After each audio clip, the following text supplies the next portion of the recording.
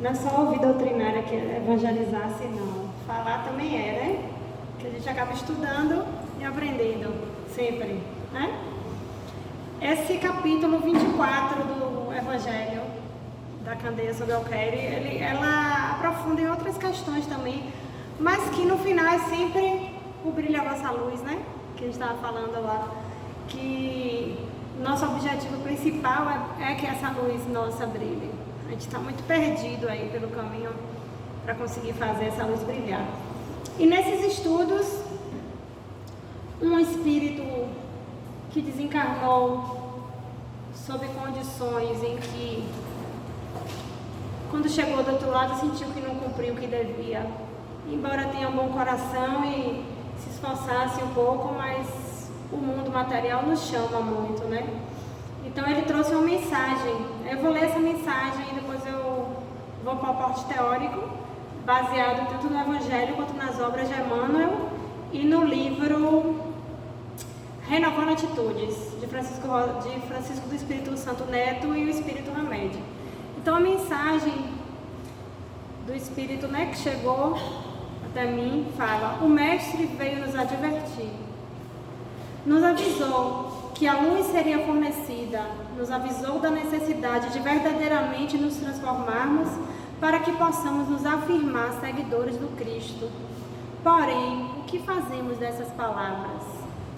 Repetimos, usamos a nosso favor, usamos para julgar o próximo, tudo menos utilizar para o que realmente precisamos, nos reformar. O Mestre hoje chora ao ver que continuamos nos erros de mais de 2000 anos atrás. A hipocrisia, a intolerância, a opressão aos mais fracos. O que será de nós se não conseguimos aprender verdadeiramente a agir no bem? Qual o nosso destino? Para onde seremos enviados? Vocês que estão encarnados, aproveitem a bendita oportunidade de agir no aqui e agora. O tempo urge. Esqueçam os louros, esqueçam o brilho. Trabalhem. Trabalhem para fazer o bem e se melhorar. Que importa quem vê e reconhece seus esforços? Jesus deve ser nosso objetivo. Ele é nosso guia e mestre. Quando buscamos a aprovação das pessoas comuns, seguimos no caminho do mundo material. Parem com essa infantilidade, meus irmãos. Tomem ciência do que é verdadeiramente importante na vida de vocês, enquanto seres eternos, e lutem por construir e trilhar um caminho de verdadeira redenção. Devemos isso ao nosso Mestre, não vamos desperdiçar essa oportunidade. Então, essa mensagem inicia uma sequência no Evangelho que traz muito essa reflexão, né? Começa com a candeia sobre Alquere, e pelo fato de Jesus falar por parábolas, né? Jesus falava por parábolas para as multidões, mas ele era bem claro com seus apóstolos. Quem leu a nova de Francisco Cândido Xavier e Humberto de Campos vê muito esses diálogos mais reservados que Jesus tinha com eles, né? As multidões não tinham preparo para ouvir toda a verdade que Jesus tinha a trazer naquele momento. Não tinham ainda a evolução moral e intelectual para compreender. E muitas verdades, quando a gente não tem um preparo para isso, se chegam, elas chocam e criam resistência. Elas precisam chegar no momento certo. Não é à toa que primeiro veio a lei de Moisés, para depois Jesus, outras revelações, e Jesus chegar num momento em que, apesar de tocar alguns corações e a mensagem está imortalizada, 2000 anos depois a gente ainda fala na mensagem de Jesus, mas mesmo assim ele não foi compreendido naquela época, né? Ele sofreu as consequências de lutar, na verdade, contra a hipocrisia vigente, né?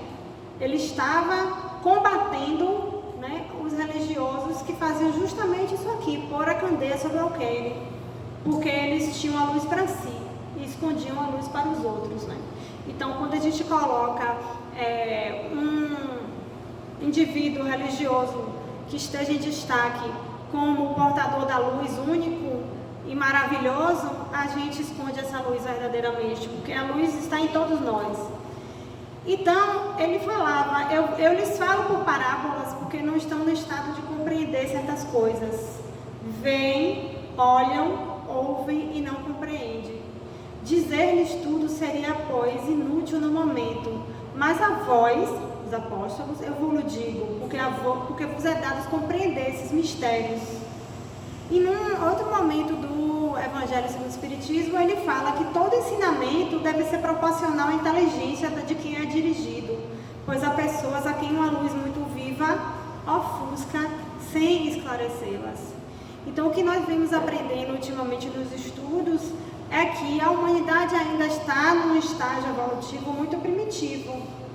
Então, até hoje, o que nós temos de acesso de conhecimento, né, embora já seja uma evolução em relação à época, a gente ainda não consegue acessar as verdades universais, porque a gente não tem capacidade de compreensão.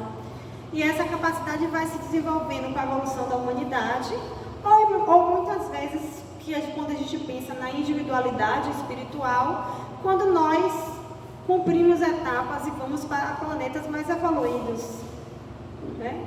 A gente não para pensar nessas discussões, né, que a gente fala de reencarnação e de espíritos que vivem em mundos superiores.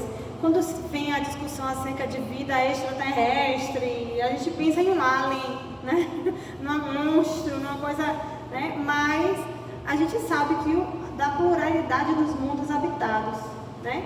Então, essa passagem, cada grau evolutivo em cada planeta também vai nos revelando novas verdades e novas leis naturais, né? Então, ele traz essa questão da candeia e do alqueire porque a gente sabe que até dentro da própria igreja existem verdades que foram reveladas e escondidas. Porque a gente precisa da submissão dos fiéis, do povo, né? Para que se contentem com a situação em que vivem e não protestem as injustiças que a gente vê acontecer, né? Então a gente vê representantes religiosos cheios de pompa, né? Cheios de privilégios, quando na realidade a mensagem que o Cristo passou foi completamente outra. Jesus não dormia em mansões, nem se transportava com carros de luxo, né? Nem para a época, sei lá, assim, carroça ou o que fosse. Ele ia a pé, né? Atravessava grandes distâncias e dormia ao léu, né? Então ele passou essa mensagem. E hoje nós temos muito discurso e pouca ação, né? Então que a gente consiga amadurecer isso. Em outra passagem ele traz: tudo que está oculto será revelado um dia, e o que o homem não pode ainda compreender na terra será sucessivamente revelado nos mundos mais avançados. Quando estiver purificado neste mundo, ele ainda está no nevoeiro. Nós estamos nesse nevoeiro, não só quando estamos encarnados. Por causa do nosso grau evolutivo, nós ainda enxergamos sob uma lente que está enevoada ainda. Não conseguimos acessar a verdadeira mensagem universal. As infinitas possibilidades do mundo, das leis. Nós temos a mente tão limitada que a gente pega, lê uma mensagem no livro, se prende aquilo ali e se aferra aquilo ali e não abre a mente para saber da infinitude de possibilidades que o Criador nos trouxe. Estamos muito presos a defender as coisas muito nessa limitação da nossa mente. Eu vi nas redes sociais essa semana, uma pessoa tirou fotos dos vegetais com luz ultravioleta, a emissão das flores, as cores que elas emitem. Era uma coisa mágica, de linda, me emocionou. Muito lindo, muito lindo. E aí eu lembrei de André Luiz descrevendo as flores do outro lado e falando: a forma é parecida com as da Terra, mas as cores, né? Porque aqui nós temos uma limitação, nossa visão no olho da carne só vê entre o infravermelho e o ultravioleta. E lá essa percepção aumenta. Aí eu comecei a pensar: meu Deus, olha, quando eu desencarnar, antes de me levarem para qualquer lugar, se eu não for passar no umbral antes, né? Me leva para dar um passeio para ver essa natureza beleza com os olhos espirituais, porque se é tão lindo com os olhos da carne, imagina a nossa percepção com os olhos espirituais. Dá um passeiozinho, né, para contemplar essa obra da criação que a gente destrói tanto e a gente não valoriza. Mas aí que coisa linda é ver. Por isso a incapacidade de descrever. Por quê? Como é que eu vou descrever uma coisa que você não consegue nem imaginar, né? Então, quando a ciência humana consegue acessar um mínimo, né, que seria essa foto que eles tiraram, a gente consegue vislumbrar o que é que tem lá do outro lado, né? Agora, apesar de falar muito por parábolas, tem alguns aspectos em que Jesus deixava tudo muito claro, que é a necessidade de caridade para o próximo e a humildade. Ele nunca fez isso de forma dúbia, nunca. Ele sempre deixou claro que a condição para a salvação era nós sermos humildes e caridosos para com o próximo. Ele foi claro nisso, né? E ele deixou bem claro que o que ele não conseguisse deixar naquele momento, em outro momento ia retornar como Consolador prometido, que para nós espíritas é o Espiritismo, né? Esse Consolador prometido, que são mensagens trazidas a princípio pelo codificador Allan Kardec, embora a mediunidade e a comunicação com o outro lado exista muito antes disso, existe antes de Cristo, na verdade, né? A gente tem notícias disso antes de Cristo, mas Kardec codificou, né? Catalogou o que a gente tinha dúvida acerca do universo, da vida corpórea, da vida após a morte, da evolução dos espíritos. Ele trouxe isso, né? Organizou para que a gente tenha um acesso mais direto a essas informações. Porém, nem tudo foi revelado naquele momento também, porque nós não estamos ainda maduros. A gente está sempre querendo mais e mais e mais e mais, e a gente nem parou para compreender verdadeiramente o que é que já existe.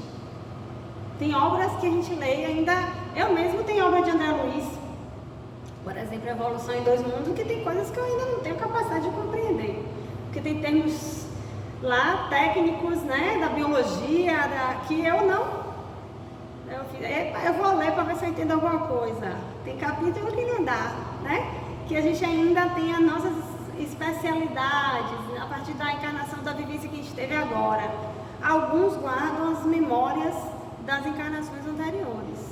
E de encarnação em encarnação a gente vai adquirindo todo tipo de conhecimento para a gente conseguir um conhecimento mais abrangente, fora da limitação daquela experiência de vida, né, que a gente tem, que é muito naquele meio social, naquela experiência laboral, né? Temos ainda, e ainda queremos achar que somos donos da verdade, senhores do conhecimento, mesmo dentro do próprio Espiritismo, né? A gente tem nossa limitação. Então eu trouxe eu lendo André Luiz, Emmanuel, ele, um estudioso espírita, esqueci o nome dele agora, peço perdão.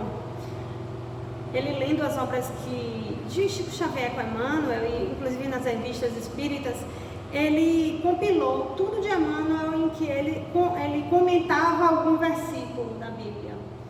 E ele fez uma coleção. A gente tem o Evangelho por Emmanuel, Lucas, João, Mateus, né? E ele compilou essas obras. E aí eu adoro, para mim é um material de consulta, principalmente quando eu vou falar do Evangelho, porque ali tem o versículo e tem o comentário, todos os comentários feitos por Emmanuel ao longo da vida mediúnica de Chico Xavier. Então a gente traz muito isso. Então ele fala de uma coisa muito importante.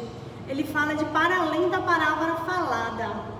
Ele fala como você ouve essa palavra, como você escuta o outro, como você escuta o que está se trazendo de mensagem para você.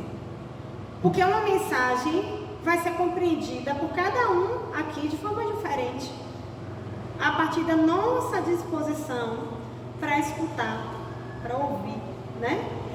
Aí ele fala, se é importante saber como falas, é mais importante saber como ouves.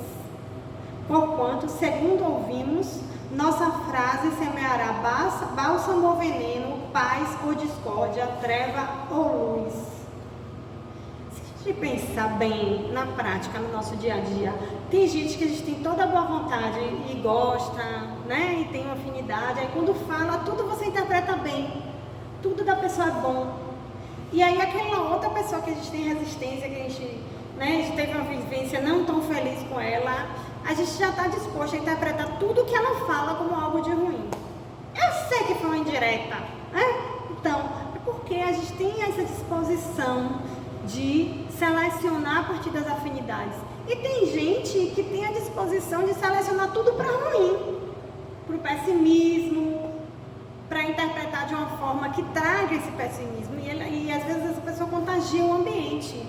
Então nós precisamos contagiar o nosso ambiente com otimismo, com amor, com luz, com boa vontade, né? Então para isso a gente também precisa no outro enxergar que essa mensagem que está sendo passada tem tudo isso. É o buscar e achareis também. Buscar e achar não é só correr atrás e conseguir. É o que você busca no outro você encontrará também. Você vai encontrar o mal, você vai encontrar o bem. Então o que é que você vai buscar? Então a gente tem que saber ouvir para merecer novas revelações.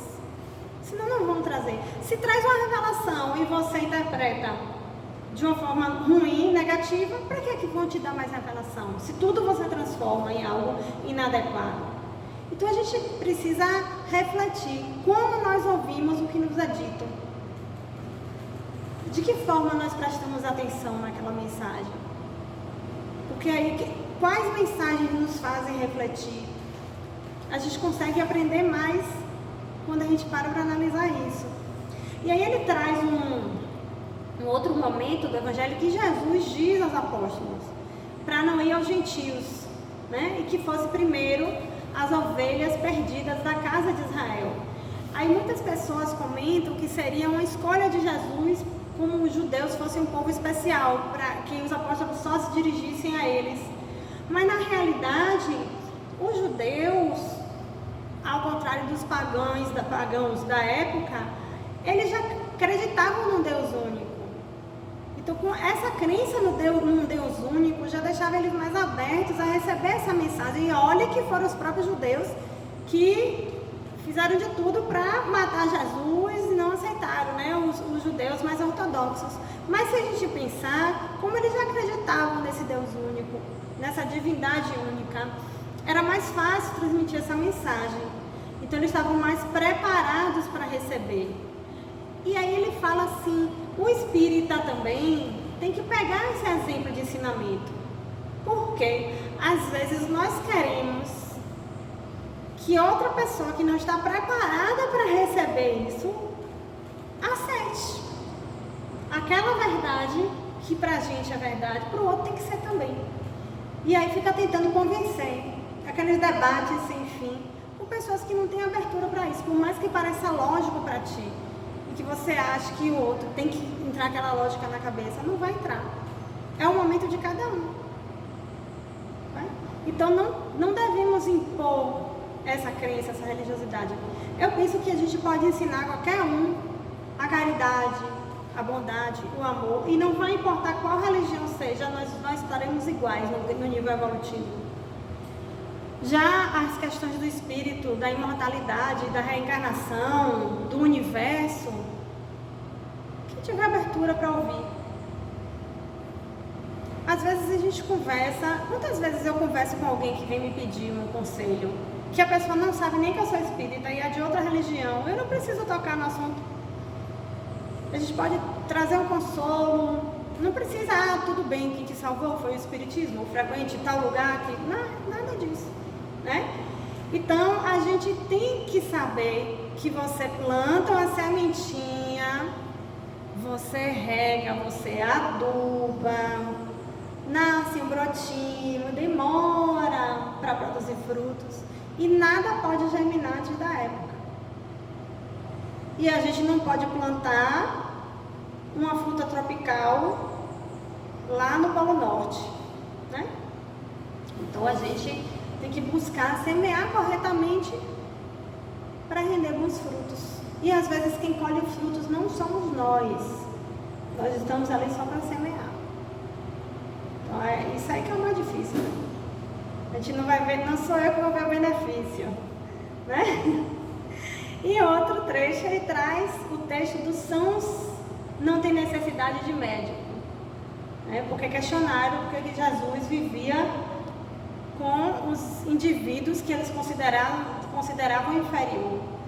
Então, Jesus se dirigia sobretudo aos pobres e aos deserdados, porque são os que têm maior necessidade de consolações, aos cegos dóceis e de boa fé, porque pedem para ver, e não aos orgulhosos que creem possuir toda a luz e não ter necessidade de nada. Quanta gente acha que sabe tudo, que não tem nada a aprender? Tem muito espírita também, que fala, eu vou para doutrinário para quê? Eu não tenho mais nada para aprender, já li tudo, já sei tudo. Oh, quanto aprendizado! Não é verdade? Quanto aprendizado!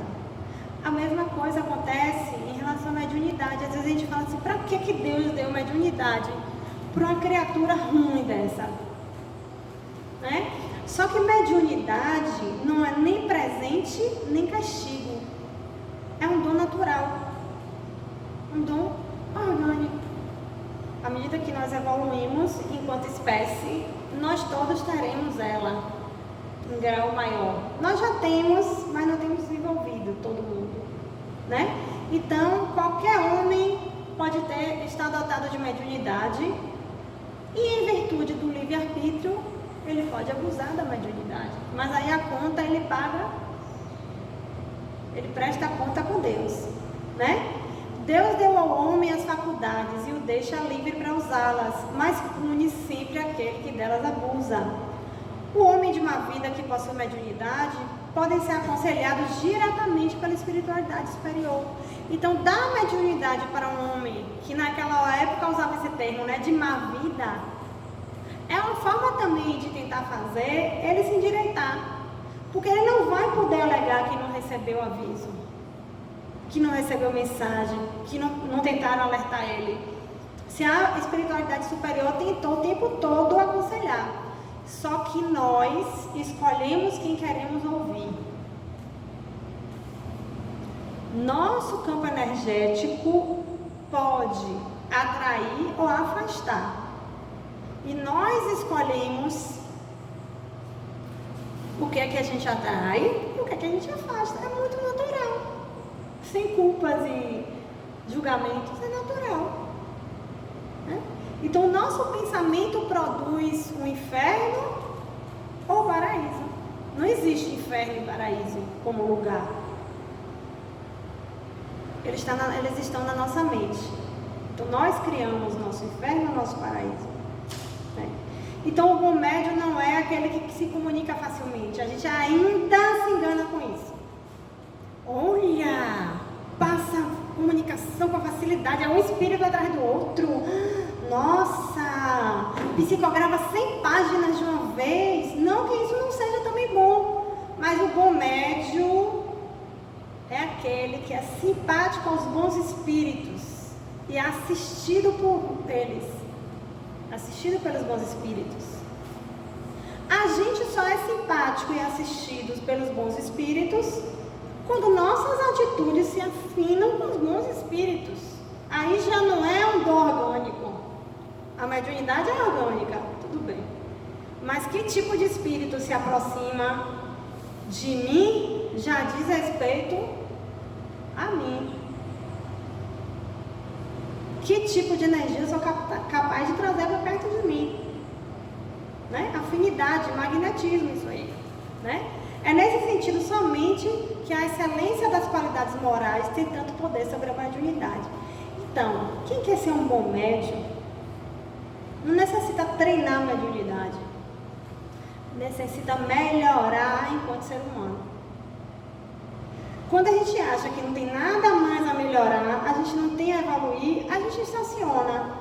Se a gente está no mundo ainda, no nível evolutivo inferior, a gente sempre vai ter mais a crescer e a evoluir. No dia que esse planeta não comportar mais isso, a gente vai para outro, passear. Não tenho nenhuma resistência a isso. Quando eu era criança, que eu ouvia falar isso, porque meu pai era espírita, né? E aí, eu já sentava para o evangelho e ele falava, quando evoluir, a gente vai para outro planeta. Aí eu ficava apavorada de me mudar do planeta Terra e deixar todo mundo aqui. Hoje em dia, se falar assim, vamos Alina, vamos pra lá, beijo, tchau gente, fica aí que eu vou. Depois a gente se encontra. Não é não? Quem não quer ir para um planeta melhor, né? Então, o Hamed traz no livro Renovando Atitudes uma análise sobre isso, no capítulo 17, né? Sobre a mediunidade e como um dom a ser desenvolvido e a necessidade da gente se desenvolver, aproveitar a mediunidade para a gente crescer e desenvolver. Então, ele fala que nossa humanidade, à medida que aprende a desenvolver suas impressões sensoriais básicas, automaticamente desenvolve também a mediunidade como consequência, também conhecida como intuição ou inspiração. É ela que define nossa interação com o mundo físico e espiritual. Uma criança aprende a usar a voz, a ouvir, né? Os sentidos dela nessa limitação a partir do desenvolvimento dela. E nós, enquanto espíritos também, e o nosso corpo humano também, ele vai sofrendo um desenvolvimento maior, né? Ele vai evoluindo, a veste que usamos vai evoluindo. Então, cada vez mais a gente tem corpos geneticamente predispostos à mediunidade. A gente vê isso também na obra Vida no Mundo Espiritual, que todo o aparato mediúnico é construído para que essa mediunidade se desenvolva. Então Deus, ele fala, a mediunidade nunca deverá ser vista como láurea ou corretivo, mas unicamente como receptor sensório, produto do processo do desenvolvimento da natureza humana. Então não é castigo, não é divino. A gente tem mania, ser humano, quem tem um dom desse, divinizar. A pessoa vira santa aos olhos humanos. E o que é que vai acontecer? Com certeza, a decepção. Com certeza. Se você santifica um ser humano, coloca ele num pedestal, ele em algum momento vai mostrar sua imperfeição. Aí o que é que acontece? Qual é o perigo disso? Você se afasta da espiritualidade. Ah, estou decepcionada. Aí coloca aquela figura como representante da espiritualidade. Emmanuel fala muito disso, da nossa tendência, né, a santificar essas representações religiosas, né? Então Deus não quer a morte do ímpio, mas quer que ele cresça e amadureça, dispondo da multiplicidade de faculdade comum a todos, é a herança divina do Criador para as suas criaturas. Então ele traz a mediunidade como uma questão orgânica e natural, que vem evoluindo como o ser humano evolui e que se desenvolve nos bons, nos maus, nos ricos, nos pobres, no homem, na mulher, no africano, no brasileiro, no americano, em qualquer um, tá? Então, a sensibilização progressiva da humanidade é uma realidade.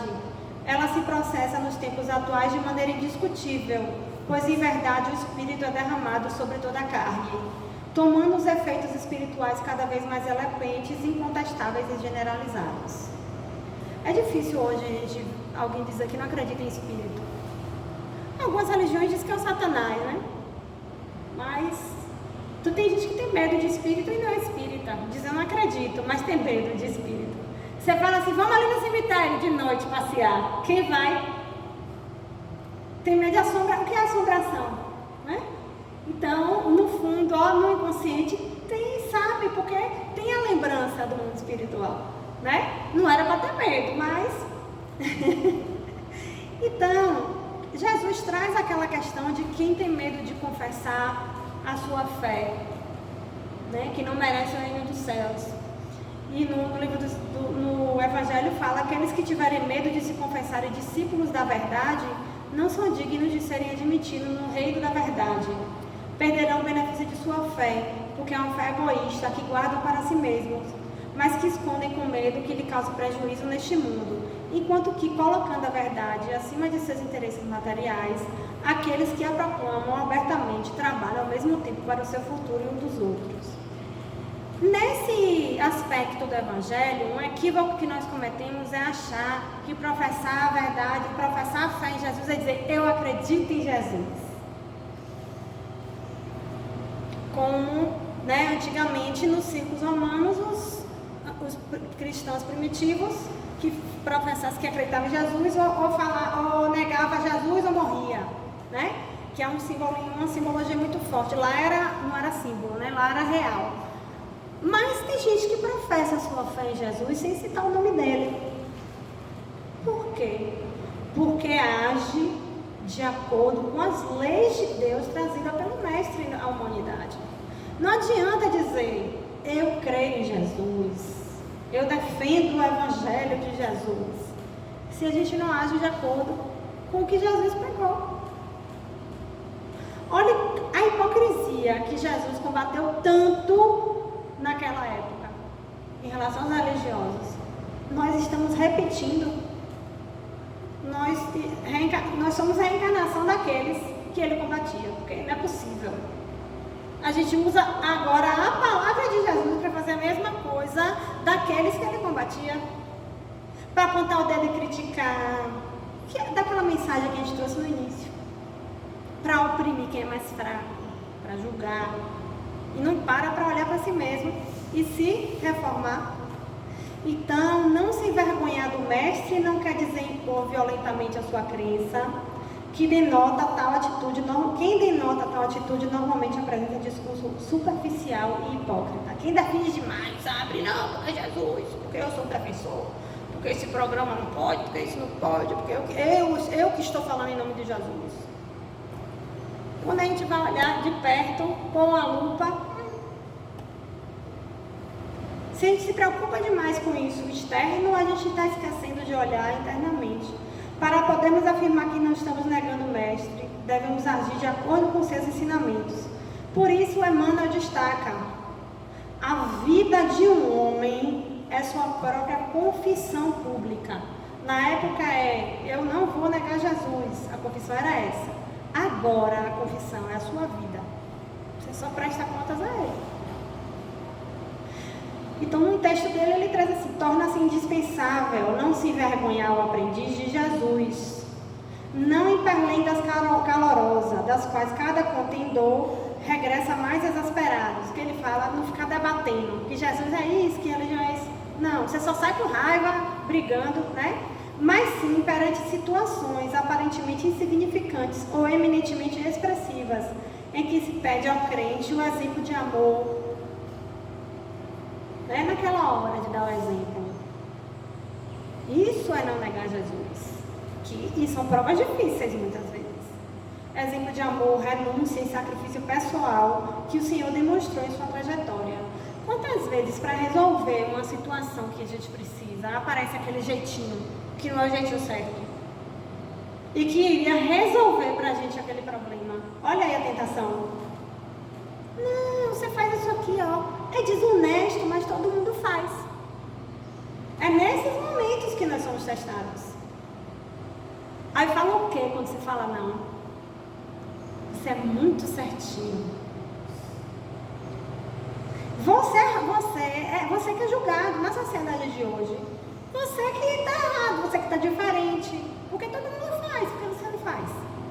Né? Então, em muitas situações isso aparece. Então, é nesse dia a dia que a gente testemunha que somos seguidores de Jesus. Não é chegar, bater no peito, eu sou seguidor de Jesus, eu falo o nome dele. Né? E aí vem o trecho de carregar a cruz. Quem quiser salvar a sua vida, perdê-la-á. Regozijai-vos quando os homens vos lidarem e vos perseguirem por causa de mim, porque por isso sereis recompensados no céu. Sede felizes quando os homens, por sua má vontade a vosso respeito, vos propiciam a ocasião de provar a sinceridade da vossa fé, porque o mal que vos fazem reverte em vosso proveito. Aí ele traz isso. O negar o nome de Jesus de respeito é desrespeitar a lei de Deus que ele nos ensinou. Quando buscamos seguir essa lei, o mundo nos chama para negá-la através de recompensas e gozos do mundo material. O carregar a sua cruz diz respeito a se manter firme nessa busca. Diz respeito também a, nos momentos de dificuldade, a gente segurar a nossa onda, não entrar em desespero, não entrar em revolta. Isso acontece. Mesmo a gente aqui, ó, parece que, eu digo assim, a vida às vezes vira um tsunami. Aquela onda te pega, você sai embolado, embola ali, e aí você, naquele ambiente, naquela situação, cai naquilo ali, que às vezes vem um abençoado e te puxa assim para a superfície, assim, ó, aí você respira e você diz, meu Deus, caí. Vou de novo me centrar e tudo de novo, aquele trabalho de centramento, de se manter na paz, de não entrar em conflito. Aí vem outra situação, a gente fica sendo testado o tempo todo. Né? E eu trouxe um texto de Emmanuel acerca desse trecho, né, de Lucas. O trecho é Lucas, capítulo 9, versículo 23. Ele dizia a todos, se alguém quer vir após mim, se alguém quer vir após mim, negue a si mesmo, tome a sua cruz a cada dia e siga-me. Aí Emmanuel fez esse texto no roteiro da fé. O aviso do Senhor é insofismável. Siga-me, diz o mestre. Lamentar-se de fracassos e desilusões em matéria de fé nas escolas do cristianismo por não lhe acatarem o conselho. Buscam Jesus fazendo a idolatria em derredor de seus intermediários humanos. E como toda criatura terrestre, os intermediários humanos do Evangelho não podem substituir o Cristo junto à sede das almas. Aqui é o padre católico caridoso e sincero, contudo incapaz de oferecer a santidade perfeita. Ali é o pastor da igreja reformada, atento e nobre, mas inabilitado à demonstração de todas as virtudes. Acolá, o médium espírita abnegado e diligente, todavia distante da própria sublimação. Mais além surgem doutrinadores e comentaristas, companheiros e parentes, afeiçoados ao estudo e excelentes amigos, mas ainda longe da integração com o benfeitor eterno.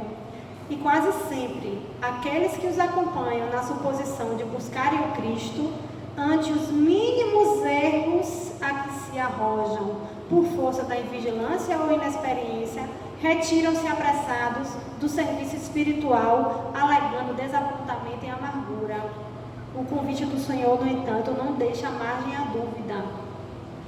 Não desconhecia Jesus que todos nós, os espíritos encarnados ou desencarnados, que suspiramos pela comunhão com Ele, somos portadores de cicatrizes e aflições, dívidas e defeitos, muitas vezes escabrosos.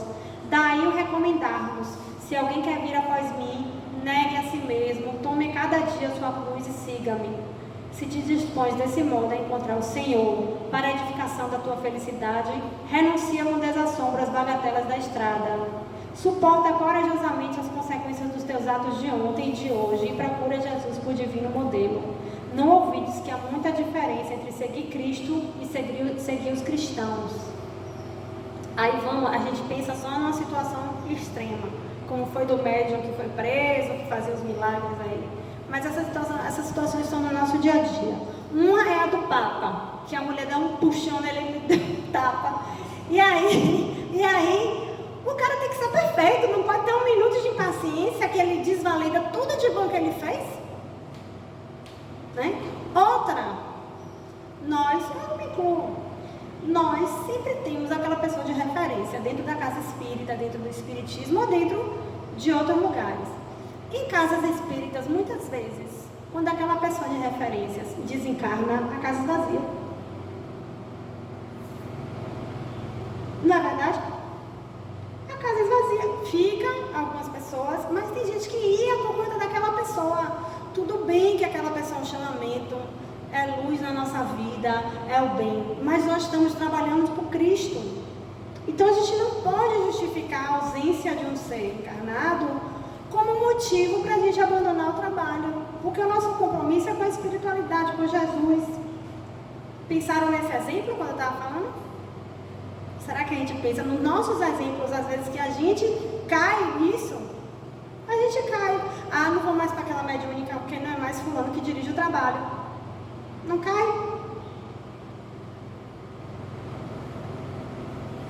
Sério, viu? Isso é reflexão, gente, que eu faço comigo mesmo. Por isso que eu falo, porque eu sei que eu não estou sendo hipócrita, eu estou refletindo minhas ações também. Né?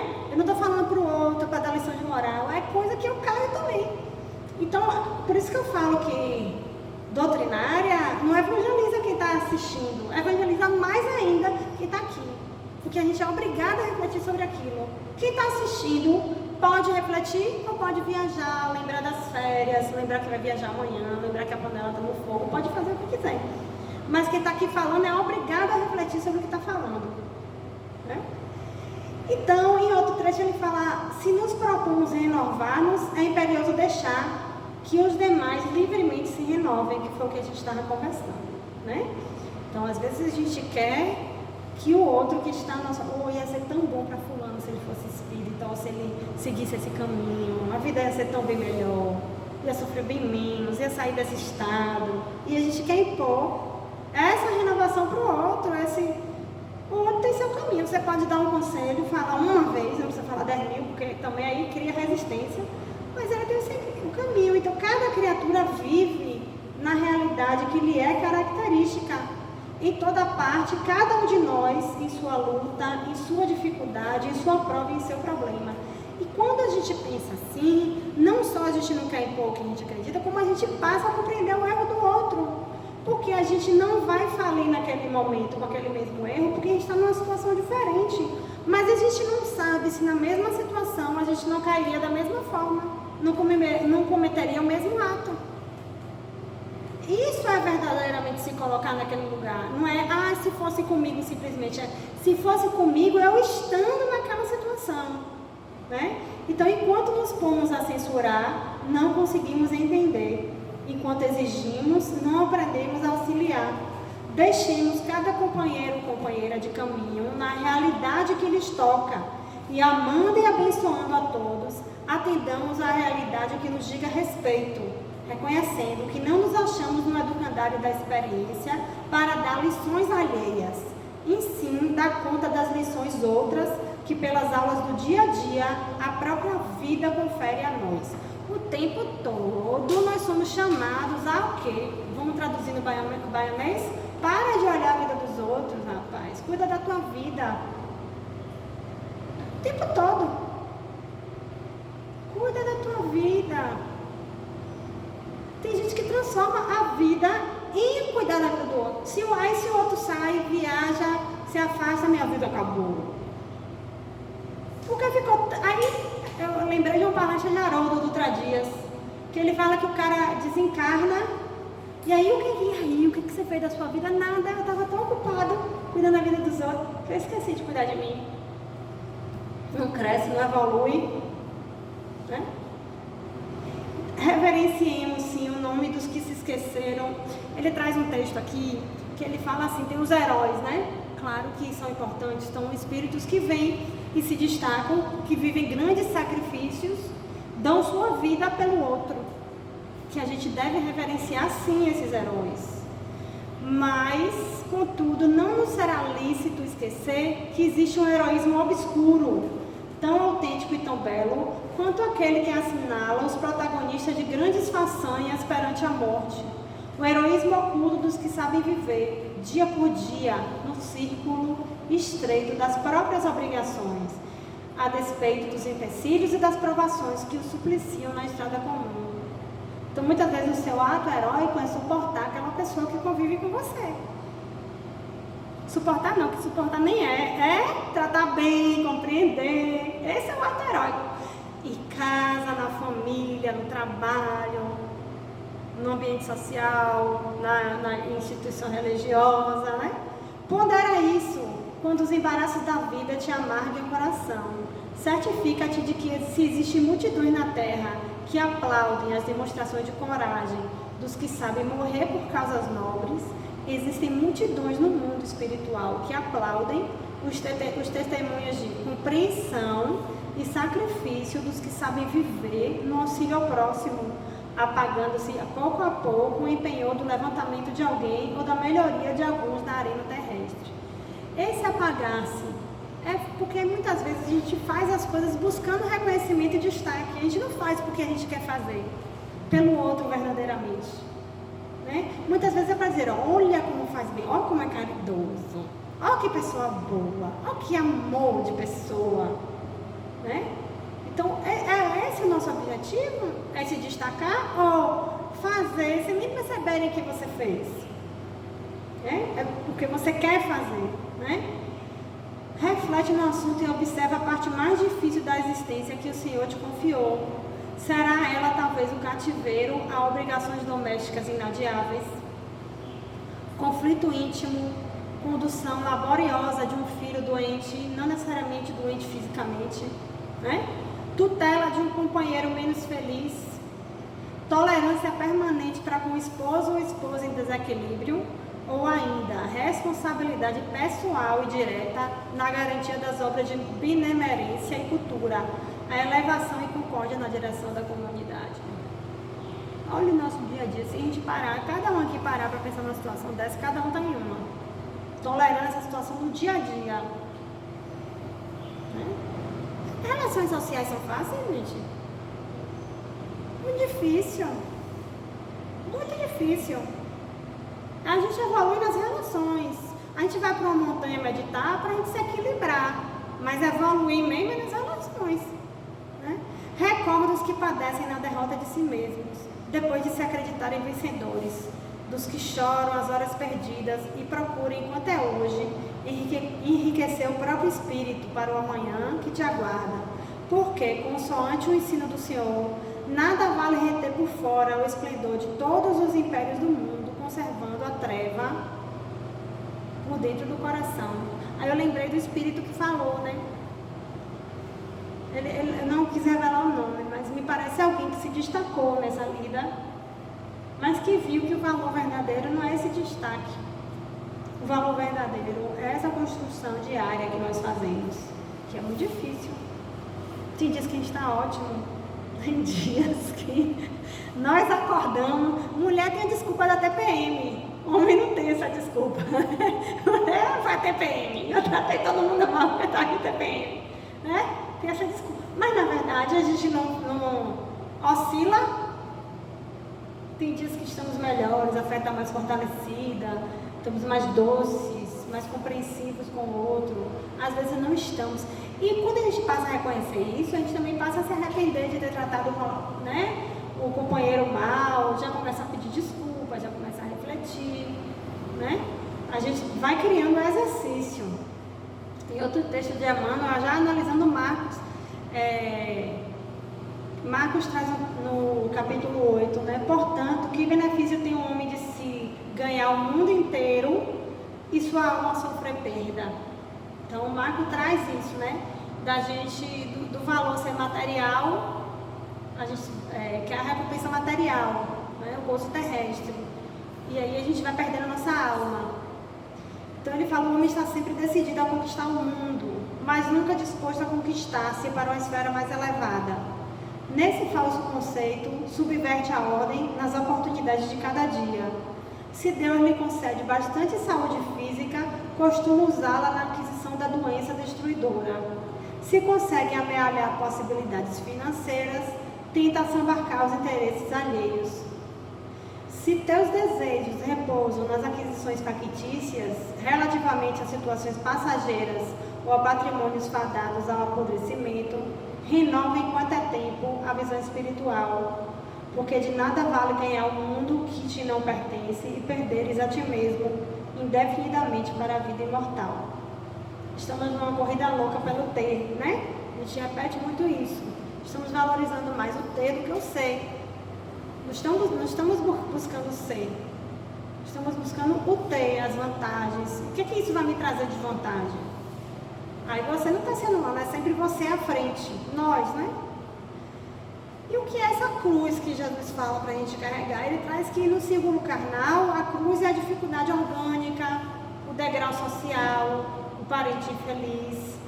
No plano espiritual, é a vergonha do defeito íntimo não vencido, a expiação da culpa e o débito não pago. Que é que eles ficam lá guardando para voltar. Aí é que esse espírito fala, aproveita, está encarnado, para depois ter que chegar lá, sentar, para ver o que está devendo e voltar de novo. Não ver flores coloridas em Saturno, em Júpiter, sei lá. Que nada, vamos se mudar logo, gente, pelo amor de Deus. Correr para se reformar. E olha que a gente, mesmo quando está com essa consciência, cai, erra e fala, meu Deus do céu, esse defeito aqui.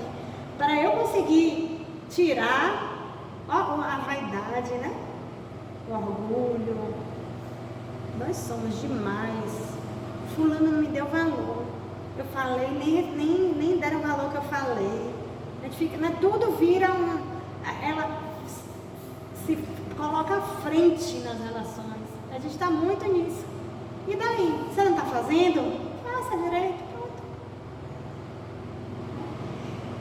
Assevera Jesus que se nos dispomos a encontrá-lo, é preciso renunciar a nós mesmos e tomar nossa cruz. Essa renúncia, porém, não será semelhante à fonte seca. É necessário que ela demonstre rendimento de valores espirituais em nosso favor e a benefício daqueles que nos cercam, ensinando-nos o desapego, o bem próprio pelo bem de todos. Não é necessário só deixar de fazer o mal. É preciso construção ativa. A gente pode, Raulzito já dizia, né? Sentar no trono do apartamento com a boca escancarada, cheia de dentes, e esperar a morte chegar. Você está fazendo mal? Não. Mas que bem você está fazendo, né? Então, a face disso, nossas cruzes incluem todas as realidades que o mundo nos oferece, dentro das quais somos convocados a esquecer-nos na construção da felicidade geral. Ele sempre fala, tudo que a gente faz, a gente tem que pensar, beneficia a mim ou a benefício geral? Pode até ser que algumas atitudes sejam benefício próprio, mas ele vai prejudicar alguém? A gente precisa parar para pensar nisso. Porque muitas vezes a gente age, a gente nem para pensar, porque isso aí vai me favorecer, eu vou fazer, é melhor para mim, eu vou fazer. E não pensa ao redor o que é que vem acontecendo. Ultimamente nós estamos vivendo sem sintonia com o nosso planeta por causa disso. A gente troca de carro de 2 em 2 anos, de celular todo ano. O que é isso? Consumismo. A gente produz lixo o tempo inteiro. Pra quê? Que utilidade tem eu trocar de carro de 2 em 2 anos?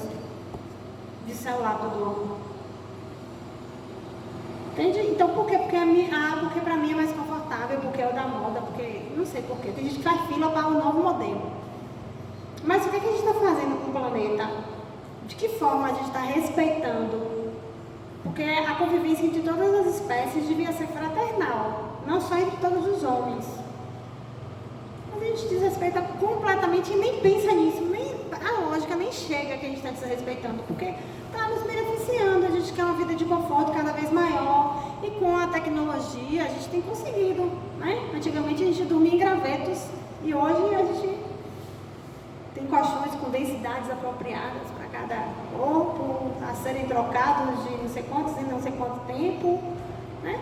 A gente vive num conforto muito maior, só que nossa busca é desenfreada pelo benefício próprio. E aí a gente está apagando a nossa luz. A gente está escondendo a nossa luz debaixo do alqueire. Precisamos brilhar construindo um mundo coletivo. E aí o primeiro passo para isso é reconhecer em que situações nós colocamos apenas o nosso benefício à frente do interesse coletivo. Isso que é amar verdadeiramente. Não é amar só nossos parentes, que amanhã não serão mais nossos parentes, viverão, não sei nem se vão encarnar perto da gente, se a gente merecer, né? Ok? Vou ler uma última mensagem e a gente encerra com a oração, certo? É um texto chamado Excesso, que também é de Emmanuel. Ele fala, enquanto a criatura permanece no corpo terrestre, é natural se preocupar com o problema da própria manutenção. Vigilância não exclui previdência, mas não podemos olvidar que o apego ao supérfluo será sempre introdução à loucura. Tudo aquilo que o homem ajunta abusivamente no campo exterior é motivo para aflição ou inutilidade. Patrimônios físicos sem proveito, isca de sombra atraindo inveja e discórdia. alimentos guardados, valores a caminho da podridão, roupa em desuso, asilo de traças, demasiados recursos amoedados, tentações para os descendentes. Todo excesso é parede mental, isolando aqueles que o criam em cárceres de orgulho e egoísmo, vaidade e mentira. Repara assim o material que amontoas. Tudo que é fora de ti representa caminho em que transitas. Agarrar-se, pois, ao efêmero é prender-se à ilusão.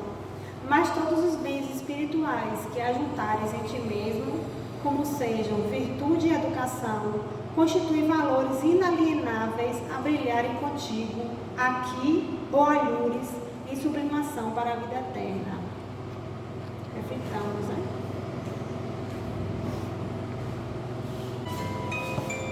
Mestre Jesus, tende em vós a figura do nosso irmão maior, pela experiência e ensinamento de condutas, pedimos que tenhas piedade e paciência. Sabemos que o nosso ritmo de aprendizado ainda corre lento. Nos ajuda a enxergar o caminho para que possamos trilhar em linha reta a nossa redenção. Que sempre busquemos o defeito que a gente enxerga no outro, o que é que se espelha em nós, para que assim possamos trabalhar dentro de nós o que possamos melhorar. Guia nossos passos para que possamos contribuir para o engrandecimento desse planeta que está tão doente. Que possamos ser sim faixa de luz e que busquemos brilhar nossa luz em cada ambiente. Então, contaminemos com luz e não sejamos contaminados com as sombras do desespero, da violência e do pessimismo.